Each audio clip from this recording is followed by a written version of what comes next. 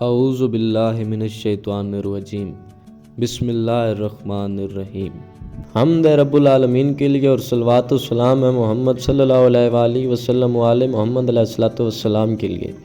14 صدیوں سے ایک منظم سازش سے ایک تحریک چل رہی ہے، جس میں پہلے تو صرف غیر سادات شامل تھے، اور پھر اس تحریک کے مقاصد اور ابتدا اور انجام بد سے ناآشنا سادات کرام نے بھی اس کی ہمنوائی شروع کر دی۔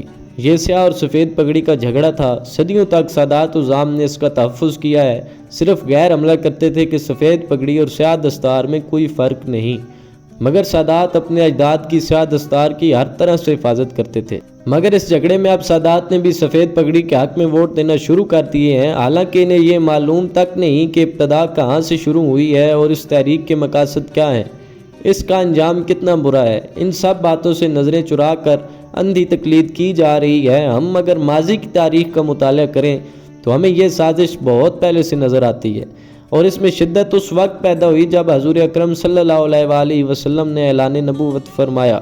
اعلان نبوت کے بعد دشمن قبائل نے کلمہ طیبہ میں خود کو کیموفلیج کر لیا اور خاندان تطہیر کی امتیازی حیثیت کے خلاف خفیہ جنگ شروع کر دی، اور تصور پیش کیا کہ اسلام جملہ امتیازات کو مٹانے آیا ہے اور ہر قسمی فضیلتوں کو ختم کرنے کی کوشش کی گئی۔ نفسیاتی طور پر پست انسان اپنے سیالہ کی تذلیل سے مسرور ہوتا ہے، اس لیے اس جذبہ کو ہوا دے کر گھٹیا لوگوں کو اپنا ہواری بنا کر اس پروپیگنڈا کو شروع کیا گیا۔ حالانکہ کلام الہی سے ثابت ہے کہ اللہ نے اولاد انبیاء علیہ السلام کو امتیاز بخشا، جیسے بنی اسرائیل کی قرآنی فضیلت مسلم ہے۔ اللہ نے آل ابراہیم علیہ السلام و آل عمران علیہ السلام کی امتیازی حیثیت کو بیان کیا ہے۔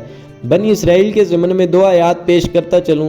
سورہ جاشیہ میں ارشاد قدرت ہے، فضلناہم علی العالمین، کہ ہم نے انہیں عالمین پر فضیلت بخشی ہے۔ دوسرے مقام پر فرمایا کہ انی فضلتکم علی العالمین، ہم نے تمہیں عالمین پر فضیلت دی ہے۔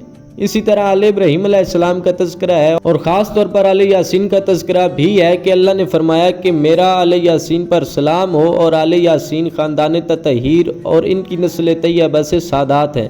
لیکن ان قرآنی حقائق کے خلاف یہ نظریہ عام کیا گیا کہ خاندان تطہیر یا سادات عظام میں اور 1000 پشتی کافر میں جو کلمہ پڑھ لے کوئی فرق نہیں ہے۔ یہی تحریک دور رسالت مآب صلی اللہ علیہ وآلہ وسلم میں کبھی چھپ کر اور کبھی ظاہراً چلتی رہی، اور خاندان تطہیر کے بارے میں جب حضور اکرم صلی اللہ علیہ وآلہ وسلم کوئی وصیت فرماتے یا ان کے فضائل بیان کرتے تو حاضرین میں سے کچھ لوگ فوراً سوال کرتے کہ یہ حضور اپنی طرف سے فرما رہے ہیں یا اللہ کا فرمان ہے۔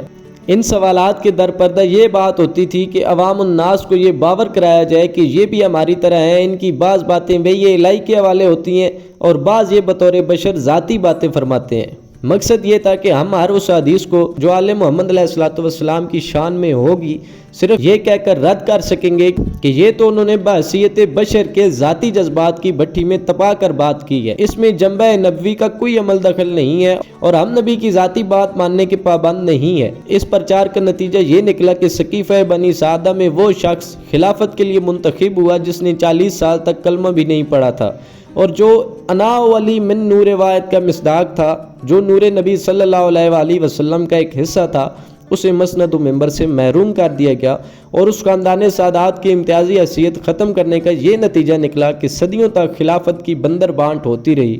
بنی تمیم، بنی عدی، بنی امیہ، بنی عباس وغیرہ نے خلافت کا اس طرح مذاق اڑایا کہ ایک مسلمان کفار کے سامنے آنکھ اونچی کر کے بات تک نہیں کر سکتا۔ جب اسلام کی طرف سے یہ غلط تصور پیش کیا جاتا ہے کہ اسلام کسی امتیازی حیثیت کو تسلیم نہیں کرتا تو وہاں ایک آیت پڑھی جاتی ہے، ان اکرامکم عند اللہ اتقاکم ان اللہ علیم خبیرہ، کہ اللہ کے نزدیک تم میں سے وہی قابل عزت و اکرام ہے جو تم میں سب سے زیادہ متقی ہے، بے شک اللہ تعالیٰ علیم و خبیر ہے۔ جب سادات دشمنی کا مظاہرہ کرنا ہو تو تقویٰ کو باعث اکرام کہا جاتا ہے، مگر جب اقتدار چھیننا ہو تو عہدہ الہی غصب کرنا ہو تو تقویٰ کو معیار نہیں بنایا جاتا۔ ورنہ کون کہہ سکتا ہے کہ خلفائے ثلاثہ سے یا معاویہ ابن ابی سفیان سے امیر المومنین سرکار علی ابن ابی طالب علیہ الصلوۃ والسلام کم متقی تھے؟ یزید ابن معاویہ اور ان کی نسل شر سے اولاد امیر المومنین علیہ الصلوۃ والسلام کم متقی تھی؟ پوری بنی امیہ، بنی عباس، بنی عدی اور بنی تمیم کو بنی ہاشم کے تقویٰ سے مثال دینا ہی ظلم ہے، مگر وہاں یہ معیار اور پیمانہ استعمال کیوں نہیں ہوا؟ حقیقت یہ ہے کہ دشمن ہمیشہ حق بات کو غلط مقاصد کے لیے استعمال کرتا رہا ہے۔